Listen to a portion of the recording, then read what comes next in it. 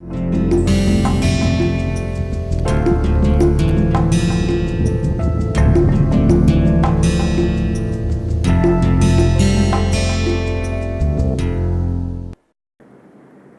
the second half of the second module, we'll discuss these three very important aspects together. That is, the relevance of the art practice in reference to nationalism and modernism as ideas for a nation building. To make it simplified, we need to understand how the visionaries behaved like activists, and they perceived that folk and minor art has a prime role to play in the cultural politics of a country, and especially in the colonial India, it became much more relevant because that was a time when the countrymen were uh, in search of a new idiom of expression that is of their own. So, in search of that indigenous expression, they tried to understand and realize quite a few factors that has uh, acted as a operational factor in the colonial and of course in the pre-colonial, post-colonial era. And we are going to talk about the vision and the visionaries who realized that modernism and nationalism has some connection, and that built up the importance of folk and minor art practice in India to a large extent. So, in these three lectures, we are going to understand through examples and texts that how it has shaped up and how it got executed in that particular time, and what is the relevance of this particular activity in today's context. So, although being instinctive and primitive by nature has never been counted as a demerit for modern art, folk art of India, but it holds the potential to fall under a different subgroup, which is perhaps still unnamed. So, in the beginning of the lecture, when we talked about this misleading terms, folk art itself is not a very clear term. Or when we say some art to be minor, then what is the major stream? That remains a question. When we say is tribal art, then who are the tribes and who are not the tribes? So, this is perhaps the question that we must hold and try to understand and answer that through the journey that we are taking up. And for me, as an instructor of the course, I'm trying to gather as many information as possible, and I'm going to connect them in reference to the context of the importance of nationalism and modernism, the concept of modernism that has come via Europe, but the nationalism and modernism had the similar fiber all over in the world. So let's see how they were interpreted and how we look at them. We can neither call it primitive if we associate primitivism in Western European avant-garde principle of modernity, nor can any academic sophistication in its technique that transports it to the mainstream. The avant-garde artists in the West included revived primitivism to defy classicism. This set the appreciative parameters for modern expression to overrule the illusion of space and confronted a new mode of idealism, conforming to the basic simplicity similar to primitive and prehistoric culture. In colonial and post-independent India, primitivism was rather associated with nationalistic spirit by the activists who initiated a revival of indigenous art. During this time, the revivalist scholars realized the importance of folk art that was regional, religious, and also vernacular in nature. For a long time, the folk aesthetics have confronted doubts whether the paintings are worth of any serious discourse or not. But eventually, with the endorsement of nationalism, context of folk art drew thoughtful attention as a newly found alternative aesthetics for our country. W.G. Archer found the tradition to be of some importance due to its primitive connection in the light of the pioneering avant-garde movement in the Europe, whereas Ananda K. Kumarswamy and E.B. Havel study between the years 1909 to 1935 on Indian art practice outside the mainstream Mughal court painting placed the regional art form on a higher pedestal. In their opinion, on the potential of folk painting to contribute in a rise of modern Indian art under nationalistic spirit, E.B. Havel noticed the tradition as a turning point to revive indigenous style of visual expression. Abanindranath Tagore, Nandalal Bose, and other nationalists from Bengal school commented over the explored possibility of including the style and aesthetic principles of folk painting in their own artworks. In recent time, art historians, namely Parthameter, Devashish Banerjee, and R. Shivakumar, are amongst the writers to access the significance of these experiments in their recent writings. So, from here, we would like to understand how we invited modernism in the country's cultural history with the help of folk and minor art that was existing for a very long time without notice. It was something that was not really taken into a serious account for a very long time, but the practice nevertheless went on and on and on. In the writing of Parthameter's The Triumph of Modernism, India's Artists and the Avant-Garde, 1922 to 1947, Parthameter highlighted on some lesser known aspects of Indian art, focusing at the turbulent end of British colonial era when the dawn of modernism offered Indian artists of early 20th century with a commanding device of colonial confrontation. He particularly mentioned two artists, namely Sunayani Devi and Jamini Roy's, their works to be rich with folk components that was discussed thoroughly in Parthameter's writing.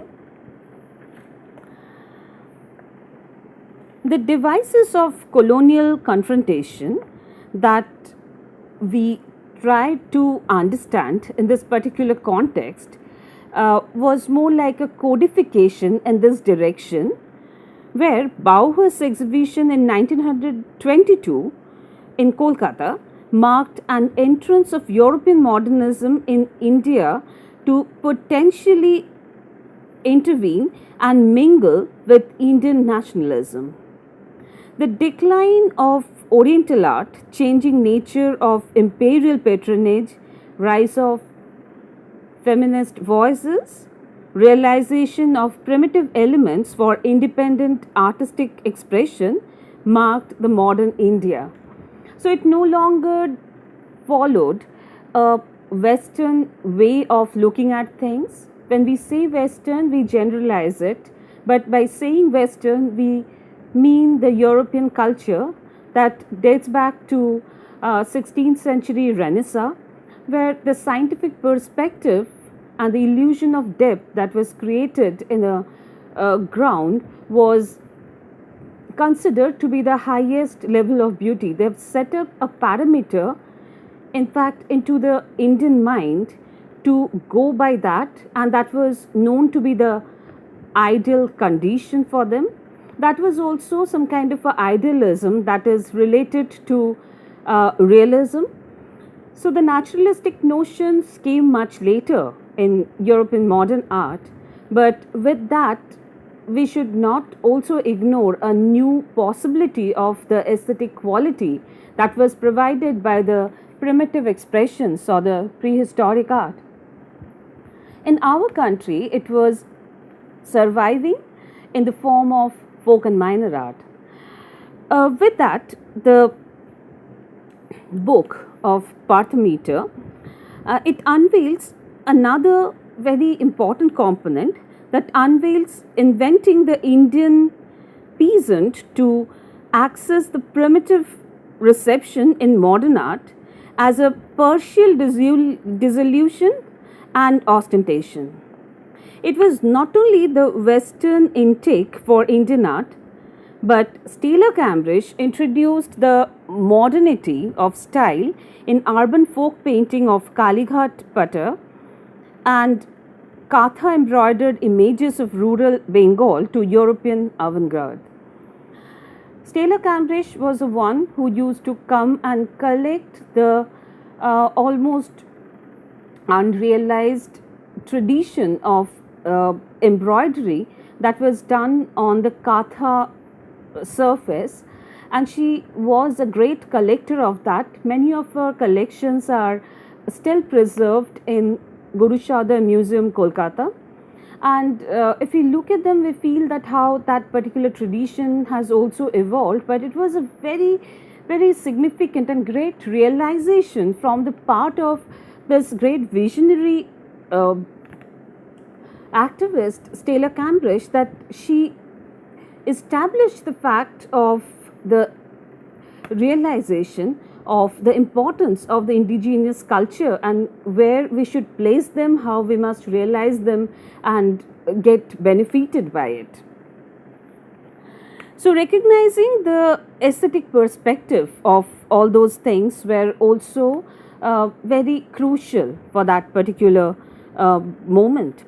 Until about 50 years ago, the researchers involved in the study of regional folklore and anthropology did not count on the potential of self-expression and aesthetic value of folk paintings. The paintings were made in the pilgrimage and sold to temple visitors as souvenirs. They were valued for the rituals that they were associated with. So it had a social purpose, of course, but it was never realized as a artistic expression that this can also be potentially a very meaningful and effective expression of one's thought, emotions as an artist. So it was in the beginning of 20th century that the handful of scholars started recognizing the aesthetic perspective of the regional artistry and threw light on them through their writings and speeches. So in 1916, it was Ananda Kumar Swami who made a visit to the Western India, Northwestern India in particular, to see the practice of Pahari miniature of Rajasthan and the northern region, to realize how indigenous they are in their practice. And before that, or almost in the same time, it was a confusion for many that miniature painting is only confined to the Mughal court. Mughal miniature was popular to some extent, and people also developed some bit of an appreciation for that particular tradition. and there had been collectors for Mughal miniatures at that time. But nobody realized the importance of Pahari miniatures, namely the miniature practices that was there in Bundi, Kota, and all those regions. Also, partially the Kangra Valley miniature in Himachal Pradesh, that also had a significant impact in the Indian culture. The only thing is there had been variation in style, but that was very difficult to realize unless somebody brought it into the open daylight. And he was the one who collected and wrote about those traditions in a great detail, and through whom we got another exposure to a great tradition that was already there surviving for a very long time. It came with a much larger realization that it's not only the Persian influence that gave birth to the miniature tradition in our country, but there had been parallel traditions which was going on, and it got amalgamated and it got an eclectic characteristic with the culmination of the great tradition of Mughal miniature painting. So that added more dimension to the Mughal miniature painting as well.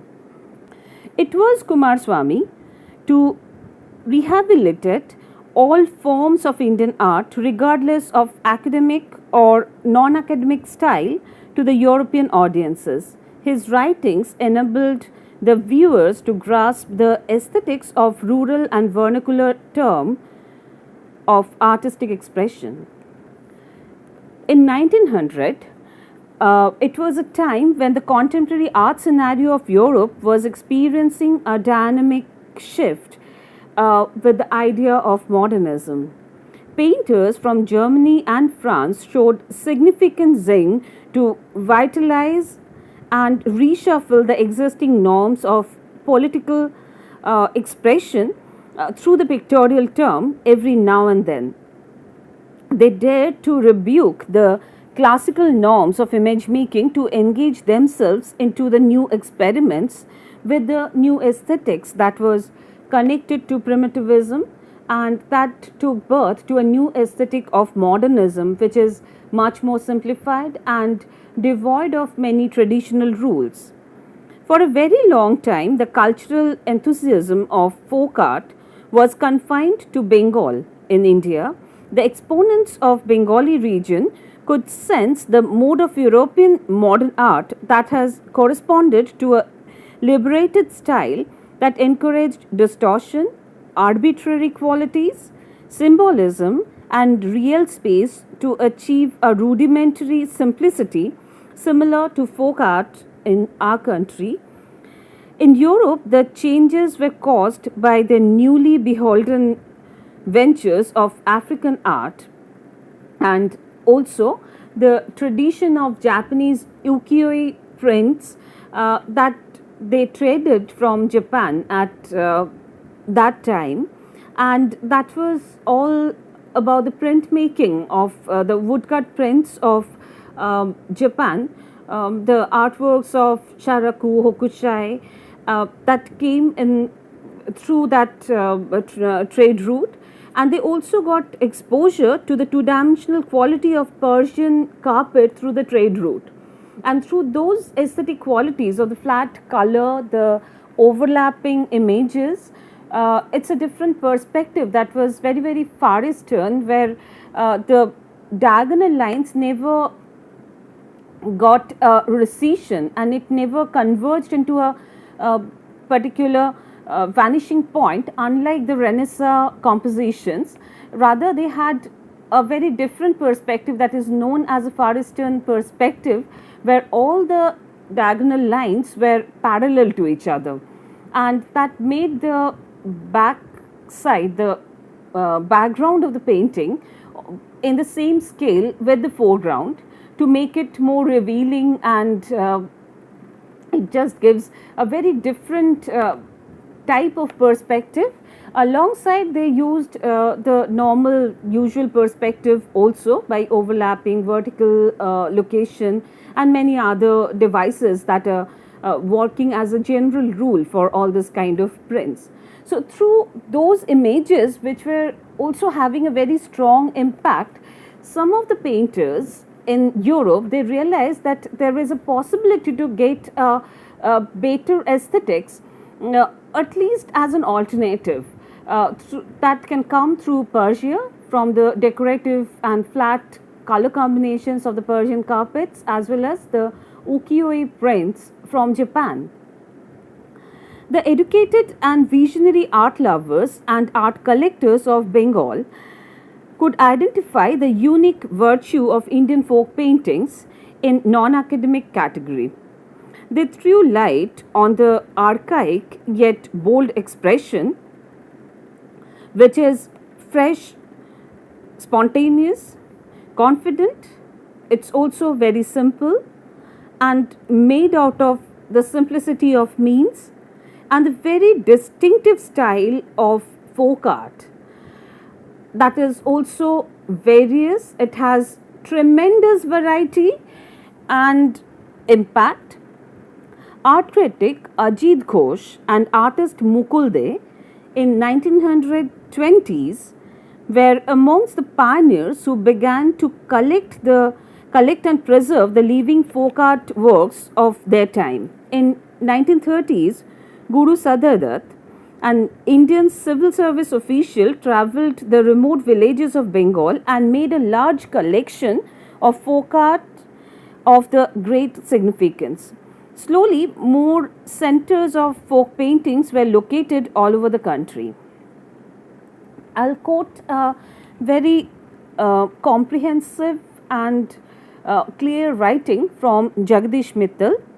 Jagdish Mittal writes, the term folk painting here encompasses pictures made in Indian villages by both men and women for ornamentation of their abodes, portrayals of their gods, and for their various rituals, and by local professional painters or artisans for use of the local people. The term also includes pictures made in the bazaars by hereditary painters to cater to the needs of the urban population, and those made at centers of pilgrimage by traditional professional painters' families. All these paintings were produced in a variety of styles and themes. History, sociology, and geography infused the painting of each region with local flavor. To some extent, their style and quality depended on the materials available in the place in which they were executed. These very factors help us to identify them region wise, and yet, through all the apparent diversity, there runs an underlying unity which makes them Indian. Guru Sadardat's contribution to the folk art of Bengal is counted as superior to all. He took interest in folk art to strengthen the social culture at large as the colonial administrator of British India. During his tenure as the district magistrate of Birbhum in Bengal, he initiated the first exhibition of Patua art in 1932, which is very significant, by collecting numerous scroll paintings and songs associated to them. The collected papers in torn condition are now preserved in Guru Sadardat Museum in covered cases with restricted access. They reveal useful literature on folk arts and crafts of Bengal. Guru Sadardat divided human activities into three departments, respectively to reason, imagination, and emotion, to realize that a distinctive characteristic of a particular is not conditioned to any race or nation.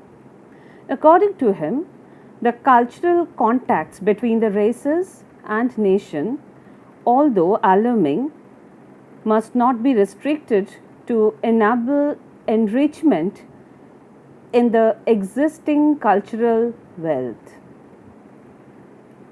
Guru Sadadat writes, the importance of folk art is realized as a fountain for renewal of national inspiration and for the resuscitation of national culture. For the folk art of a nation is the sincerest and most spontaneous collective expression of its essential philosophy of and outlook on life and of the distinctive moral and spiritual ideas of the race, of its simple joys and sorrows, as well as of its highest aims and aspirations expressed through an art language specially suited to its race genius and embodying the imagery, turn of expression, tonality, and rhythm peculiar to it and evolved through countless centuries by operation of the physical environment and spiritual and cultural values. This is from his writing, The Importance of Folk Art and its Relation to National Culture, page 4, source Guru Sadadat Museum, Kolkata. According to another scholar, another very significant scholar of our time, K.G. Subramaniam, in his book Living Tradition, raised a very crucial point on cultural inheritance that neither should be counted as indisputable nor as obsolete. It is rather a question of originality that is also not free from preconceived notions and antecedents. He says that if we hypothetically take a person as the most original one and a purely original one in the context, the person still may carry certain things in his gene that will make him less original. So there is nothing called purely original and nobody can be completely original. And that is another problem when we think of an idea like nationalism, where we feel that we are showing something which is completely of our own. It belongs to a nation devoid of all kind of possible influences from any other places. It's very difficult to perceive or formulate that kind of an idea at the first place. So he said that the traditional practice and contemporary content is based on how the artist as a creator combines his personal contribution to a tradition in sync with the former precedents to maintain the life that is irresistible. According to him, it is a circuit. It's almost like a creative circuit that makes the creative individual to contribute to its growth and receive a contribution into his own personal growth as well. In his view, the rationale of creativity in traditional art forms is operated by collective identities, but validity lies on their agreement to the needs and values of time. The collectiveness comprises of factors like ethnicity, regional identity, of nationalistic obligations that led people once to identify the characteristic features of indigenous art traditions of India.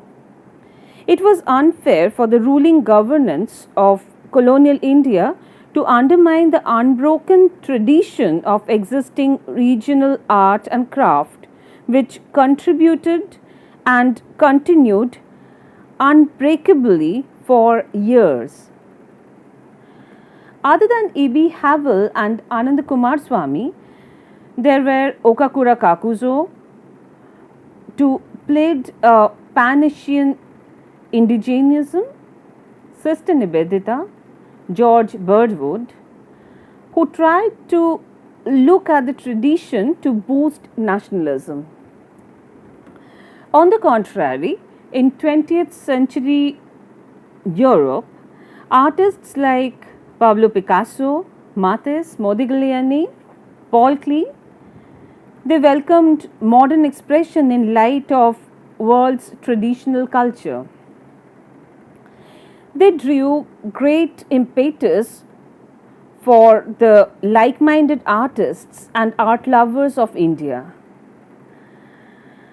Rabindranath Tagore, Abhinavanath Tagore and Nandalal Bose realized the need of an exposure to folk art from the language to broaden the sensibilities of modern art practitioners. Nandalal Bose worked with the Patuas of Bengal, and his Haripura posters are the apt examples of this success. We are going to discuss it shortly by seeing the images. Right now, let's concentrate on the concept and realize their importance, and slowly we'll also see the examples and try to understand it once again afresh. Guru Shada Datta indicated a two-folded process with example from European nationalist ideologies. One is to hold into their folk art to rejuvenate patriotic feelings, and the other is to reinvestigate primitive spirit to reintroduce simplicity. With the realization, he ventured to save the folk art of Bengal with utter promptness that resulted in inspiring many. To Guru Shada Datta's opinion, unlike the cultivated arts of the sophisticated stages of society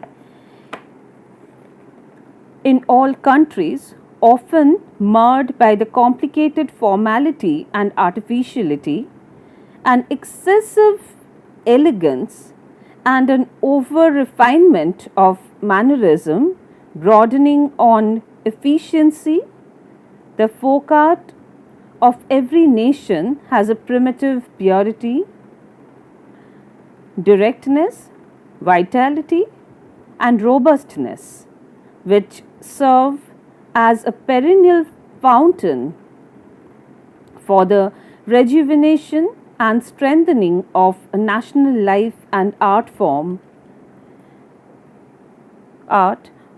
age to age. This is based on a lecture delivered at the Postgraduate Department in Arts, University of Calcutta on 7th April 1932 and published in Prabuddha Bharat, October 1932. Guru Shada Datta strongly stated, "Let every child born of Bengali parents be placed from the earliest years in possession of all those things which are the distinctive products of the Bengali race, and he will, to echo the words of Cecil Sharp, thereby know and understand his country and countrymen far better than he does as at present. At knowing and understanding them, he will love them the more, realize that he is united to them by subtle bond of blood and kinship, and become in the highest sense of the word a better citizen and a true patriot." This is written by Guru Shada Datta. Folk Art and Craft of Bengal, the collected papers, Folk Art and its relation to national culture, page 10. Source, Guru Shada Datta Museum, Kolkata. It is clear from the statement that was made by Guru Chandra Dutt, that there had been the immediacy to inject the nationalistic spirit into the common mind in that time. So we'll try to realize or re-realize that particular statement and the sense that was evocative of the mind building of the newborns and those who are influenced by the nationalistic ideologies as a intrinsic part of their upbringing, how they interpreted it in that time, and we'll try to realize it in reference to a more recent quote from K.G. Subramaniam, which he wrote in 1987 on the context of cultural inheritance, a similar spirit with more hard-headed term. Each human being inherits when he is born into a society of any sophistication a large inheritance of culture that feeds, nourishes and gives direction to his growth. And to him, the society assumes a parental status. To his reaction to it is filial in a sort. It is torn between a feeling of affection and gratitude on one side and of resentment and rebellion on the other. Fundamentally, however, a tradition is based on a complex of situational factors of what we may call a work circuit, the motivation and rationale of the activity, its conceptual and technological components, its emotional undercurrents. From this emerges its formal characteristics. When these factors hold constant, one can safely expect continuity in these characteristics, and when they change, expect a corresponding change. It is evident, therefore, from the fact that revival of folk art principle aided the nationalistic movement in our country during the pre-independence era and even long after the independence, when nationalism lost its immediate significance. Folk art did not lose its relevance that marks the core of creation. Folk art practice implies the fundamental questions of inheriting the eventually contributing to the tradition, steering its growth further. Folk paintings, being deeply rooted to life and living, crosses the initial paradigm of spiritual foundation to respond to the real happenings and thereby constantly shuffles its creative modality, pertaining morality, adjusting to the values of contemporary society with traditional value system.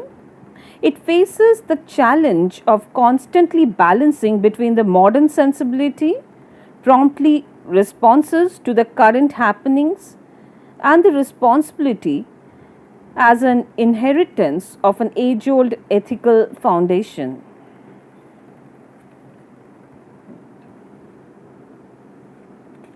So, to conclude the topic of classification and connections and the traditional roots, which is more like a literature survey that we have had for the past few lectures as the second module of our discussion.